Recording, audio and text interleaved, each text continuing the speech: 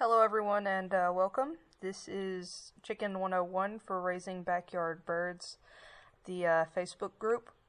And our first slide is, of course, a homemade incubator with a heating wafer in the back, a fan on the top, a light to the side, I guess, so they can see better in there, or perhaps to add heat.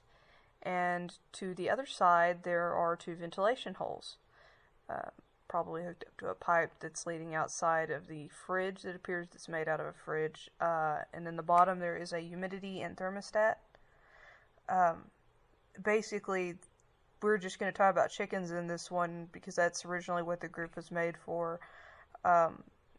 Chickens are anywhere from 99.5 to 102 degrees at the highest, I think. I know some have gone up to 102.5 or 102.8 and it's been fine, but higher the temperatures, the higher the risk of neurological damage in chicks or sticking to shells. Humidity can range anywhere, really, for the first 18 days from 30 to 40. Some people do even lower than that. But I think that 30 to 40 is probably the best. Just if you need more, just check the air cells really. And if it looks like it's the air cell is larger than it should be, add humidity. If it's too small, then take away some humidity because you're gonna drown the eggs. I will show that slide next. As you can see, along where you should be, basically. Ducks are a bit different. They have a longer one, anywhere from 28, 26 to 35 days, and some of them, depending on where you're reading and what you're looking at. I think Muscovies have a really long one. Next slide is, of course, the development. You really can't tell immediately if an egg is fertile or not. You kind of have to put them in the incubator for a little bit to tell, and once you start seeing veins is really the good indicator that everything is developing along the way it should. Day 5 to 6 you will start seeing movement, and it will slowly start growing darker in the egg until you're really just watching the air cell again. Sometimes you can see the chick still moving in there. Sometimes you can't. Like with dark eggs, you're not going to see anything. Marin eggs are like as dark as they get. And you just have to watch the air cell for them. And they usually hatch anywhere from day 20 to 22. Sometimes a week after that if they were just really slow developing. But it's kind of unlikely at that point. Sometimes I had one hatch on day 19, and I will get into that in a minute. The next slide is, of course, the chick. He's just hatched out. They are wet, and of course, very tired. He's still got his little egg tooth. There's debate on if you should actually help them out of the egg or not. I think the standard rule is 18 hours after pipping. If you don't see anything further, you should help them, or 5 hours. Personally, if I see the chick isn't going to be trying anymore, I don't like to put them through that so much stress. I might make the air hole larger for them to breathe, but I never free the back legs because you don't know, they may still have a yolk attached, and that could pull the yolk out of them. You see, when they're developing, they have to absorb that yolk. So if they manage to rip the yolk out, they sometimes rip everything else out with it and sort of bleed out. It's not something I enjoy or even like to see. That would be our next slide, is actually a chick with, this is actually pretty minor in comparison to what I've seen. I had a chick hatch out on day 19, and his yolk was pretty out, far out, considerably more than this one. As you can see, the abdomen is where it would be absorbed, and usually that takes about 24 hours for that to be absorbed. Chicks can survive if this happens, it's just a lot harder.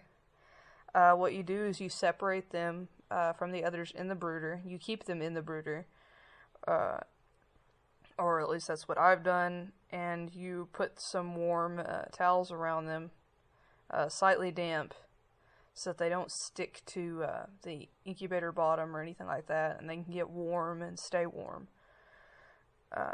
And above all, like I said, you do not want to free their feet, because they're going to be wanting to move around, and they're going to claw that yolk up, and of course they can bleed out. So try and keep at least their bottom legs in a shell or in something to contain them, so they don't hurt themselves in the process of trying to move around, so they don't realize it. Next slide is, of course, the worst case scenario. This is, well, one of the worst case scenarios. This is a chick that either there's some debate on if this was an infected yolk, or in fact organs, just born with organs outside of the body. This chick is dead, of course, and as you can see, the black mass, which is pretty obvious, with the green tinge to it, so it probably is internal organs. People often see this in shipped eggs when something went wrong somewhere along the line in the beginning of development. They might have already started to develop by the time they got there, which is a kind of a risk with shipping eggs. Or it could be some other problem. The next thing is, of course, twisted toes or deformed toes on a chicken. You can fix this at this age because the bones are really pliant. But if you leave it, as I show you in the next shot, it kind of becomes a burden. I mean, nobody wants to walk around like that. It's kind of painful for the bird, kind of makes them lose balance. They can't really grip things right. So I've shown here is someone has used a band-aid to straighten out the toes on the chick, and left it like that for a couple weeks, and that'll fix it up. You can do something similar with spladle leg, which is the next slide. As you can see, this is a chick that he's completely spread out. He can't really keep his feet under him at this point. This can occur from not having a good surface to grip when they hatch out. Some say that it can also happen if they were cramped in the egg. You know, some say it's genetic. There's a lot of thoughts on it, but you can fix it. Just get a band-aid, wrap it around the legs. It basically forces the legs up underneath them, and some people actually use a teacup to straighten them out. You just need to be careful and switch it out occasionally so it doesn't hurt them or get too dirty. This is an adult bird with spladle leg. I said it's something that really needs to be taken care of. I mean, the bird doesn't look thrifty at all. I mean, doesn't even look like it can walk at this point. Another deformity would be crossbeak. I know there's another word for it. I just can't think of it at the moment. At this point, it doesn't look too terribly bad. Just kind of looks like a little Popeye chick. But as they get older, it gets to a point where it's really just unmanageable. They can't eat, as I show in the next slide. I mean, that bird, he probably has very low quality of life at this point. I mean, he can't peck anything at that point. Once chicks have hatched and they're doing pretty good, you should, of course, have a brooder set up, which for you would be a heat lamp, places to hide from the heat lamp so in case it gets too hot, and a safe food and water supply. You might think, oh, I can just put a little dog bowl full of water in there and they'll be fine. No. Chicks have a tendency to try and drown themselves or get really wet, especially if you have them in there with ducks or geese. And I've done that before, and I've just realized it's a better option just to have like little feeders like this, so nobody can get pushed in or drowned in the water bowl, because some of them, they just want to get in the water and then they can't regulate their body temperature and they die. Another option is the water nipples, and these are great. I love doing this for chicks because it teaches the adults, and it just makes less of a mess in my coop and my yard, and it keeps things from getting in the water and making filthy water. If I have these, I really like them. You can get them for like $4 on eBay for a ton of them. Like I said, the heat lamps, there has been a link between red lights and cannibalism, but it's not really... If you got them all in a very tight place, like packed together, there's no place to move or get away or anything like that, then you're going to have a higher risk of cannibalism. That's just a normal thing. You don't put people in a confined spot and not expect it. Then I would use the red lights and try very hard to maintain the red light, because it would help reduce the cannibalism. In the case of a small group of chicks and a large brooder, it's not really that much of a big deal, but you may have a bird that's a little weird, in which case, go ahead and get a red light. The general rule of thumb is if all the chicks are huddling under the light, they're cold. If they're huddling away from the light, then they're getting way too hot, and you may want to move your heat lamp a little up higher. I personally would not put my heat lamp down as low as in this picture, because I've had some friends that have had the support that was holding the lamp drop, and it set the bedding on fire, which is a no-no. Okay, next step is feather development. Different breeds can have different ranges of feather development, but I'll get into that sort of in a minute. It's a little bit more difficult than most people can understand. This is a 1 to 2 day old chick. As you can see, he's covered in down. He's adorable. Look at him. Then we have this chick. This is not very long, after maybe a week or so afterwards, and he is developing wing feathers. Just the wing feathers. As you can see, it's a very nice set of wing feathers. Probably a red chick. These next set of chicks have a little more wing feather on them, starting to get some feathers along the back and a little bit along the chest area. Nothing on the neck or the head yet, but they're getting some color there. This chick here is starting to get it on the head. He has some on the neck and the back and the shoulders, a little bit more profuse. I would have them outside at this point. I would have them outside in the quarantine pen before they went out in with the big birds at this point. This is a better picture of around that age with a couple chicks. Some of them, as you can see, are a little bit slower to feather out. The one in the front right, for instance, he's got a lot of down on him still. The ones in the back are more feathered out. They've got maybe a little bit of down on the neck and the head, but other than that, they're outside now. At this point, they should be outside. As I was talking about, there is a link between... I put the wrong slide up there. Oh, there it is. Fixed it. I'm doing this while I am actually moving these pictures in sequence, so I have to make sure I've got them correctly. This is the possible gametes of the fast feathering male. This is the difference you really have to think of when you're looking at it. Some breeds will feather out a little quicker than others, and so if you cross them, you don't always get a fast feathering bird, and it may take longer than normal to get the feathers you're wanting. For instance, you can get a barred rock, a barred Plymouth Rock, and that's the correct barring pattern for those birds. But barred and cuckoo are basically the same genes, but because the way they feather out, it looks completely different. One's a little bit more messy looking, and the other one's a little bit more evened out. And that's all because of how they feathered out.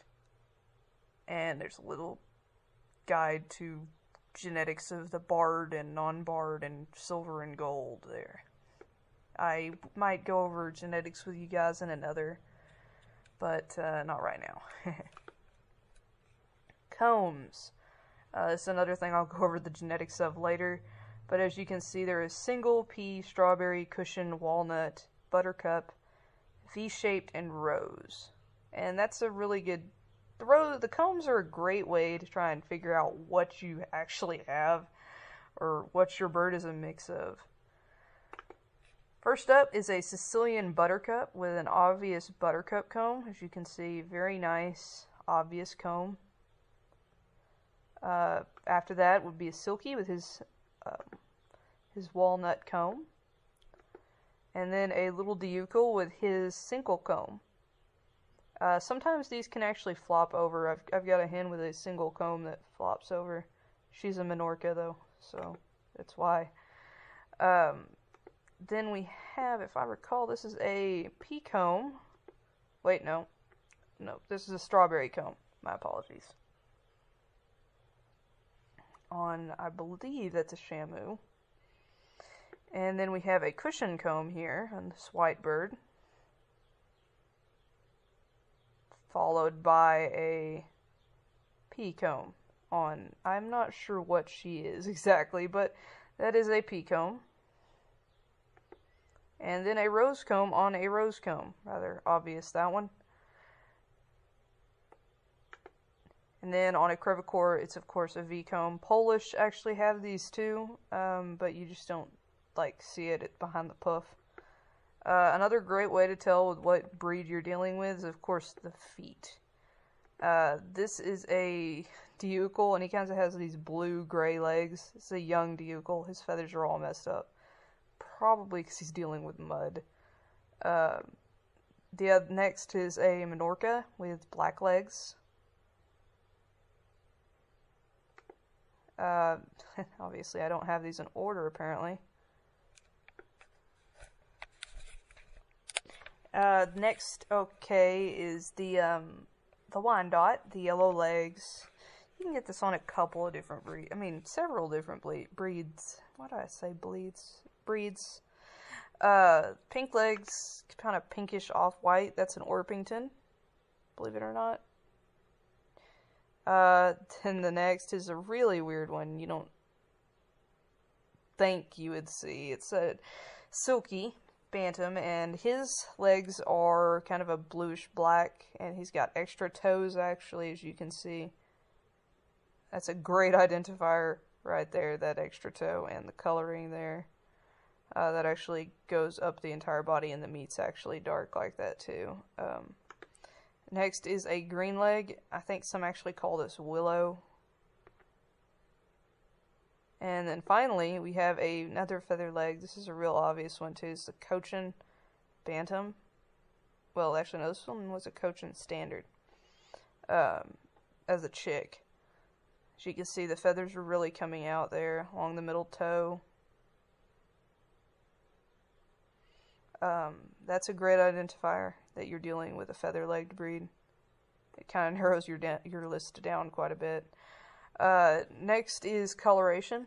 I did this originally for some people on the group that were having trouble identifying chicks by their color, what color they were, and they wanted to know. So I did this. Basically, you have to look at the pattern and then the color of the pattern to figure out what you have, or at least get some general idea to narrow it down. For instance, this is the blue-laced red. As you can see, it's got an interesting pattern along the back and head. Now, all laced birds tend to have this pattern along them, but not those colors. The colors can be a little bit different depending on which color of laced it's going to be and everything like that. Which colors you're going to be dealing with, but that pattern. As you can see, the bird is actually kind of red with laced blue along each feather. No, that is not a that is a non-standard color for a Wyandotte. This is a D'Anvers, if I recall correctly, a friend's D'Anvers. White chick turned white. Sometimes they're yellow, and then they turn white. It's just one of those things. They can be a little bit different. Next is, of course, a red, and they can start out yellow as well, or off orange, and then they can turn this brilliant red color. This chick actually was one of mine, and she did indeed turn that color, that dark, dark red, after a time. That is not a picture of her, though, as an adult. I don't actually have a picture of her as an adult. Next is the mottled. Mottled usually starts out with this pattern, but there are different colors of mottled, so the black might be different. Might be a different color, like it might be blue or red, depending on what it is that you're dealing with. Next is the gold lace. Like I said, this is the pattern that you'll see like on the blue laced red, but the coloring on the patterns are a little bit different, switched up really. This is a splash. Splash is actually pretty cool. You can get it by breeding blues or blue to black. It just kind of occurs like this. They can be hard to differentiate between a blue and these guys. Sometimes people that are really schooled with that breed and those colors, schooled with the breeds that have those colors, know how to tell, but I've got very little experience with them. I just know that they're lighter in appearance. Barred and cuckoo, in fact, start out with a white underbelly, white bib or white chest, and the white dot on the head, and usually a white bit to the wings. The rest is black, except unless they're cuckoo, like lemon cuckoo, and then you've got a little bit different coloration there. It's a little harder to follow. I've got it in here.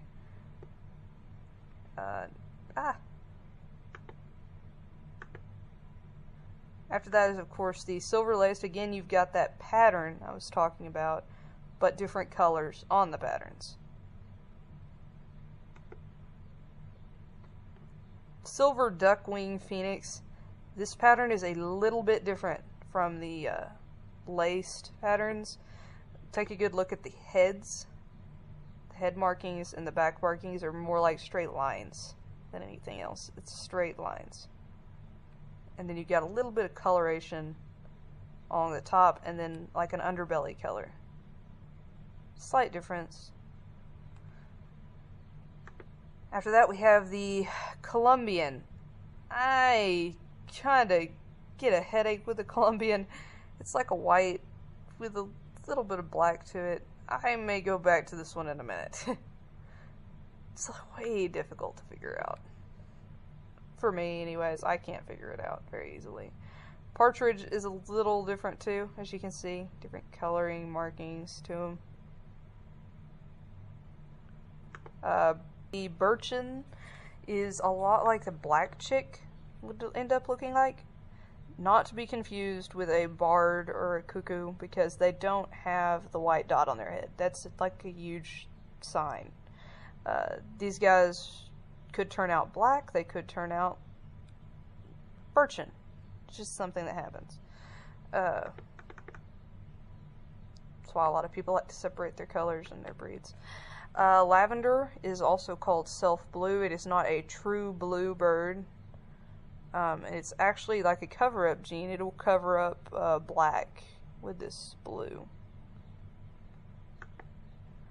Buff is not a breed. I know a lot of people seem to think it's a breed, but it's not. This is a buff Orpington. Color is gold. Buff is a color that is gold going out throughout the body. In the best case, the color should be even and well placed throughout the body of the bird. Next up is, of course, the lemon cuckoo, like I promised. As you can see, it's kind of hard to tell if it's cuckoo or not.